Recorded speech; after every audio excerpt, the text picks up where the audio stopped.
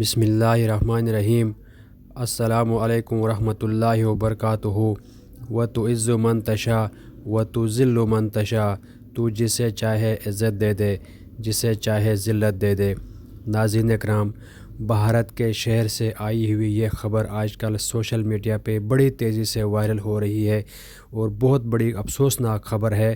آپ کو بتائے جا رہے ہیں کہ بھارت کے شہر سے ایک فیملی 3 ممبران پہ جو مشتمل تھی، وہ حج کی ادائیگی کے لیے سعودیہ عربیہ جا رہے تھے اور اچانک ان کے ساتھ فلائٹ میں حادثہ ہو گیا۔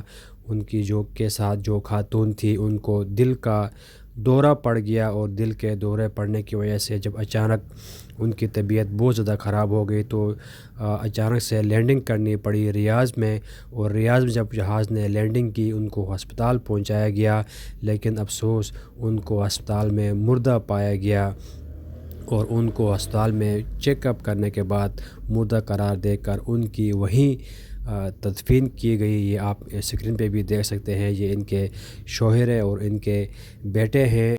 ان کے ساتھ یہ حادثہ پیش آیا اور سلام کرتے ہیں ان کو۔ ان دونوں باپ بیٹوں نے ان کی تدفین کے بعد اپنا حج کا جو سفر تھا اس کو قائم اور دائم رکھا اور حج کے سفر پہ روانہ ہوئے۔ اللہ رب العزت اس خاتون کی قبر کو جنت کے باغوں میں سے باغ بنائے، ان کو کروٹ کروٹ جنت نصیب کرے۔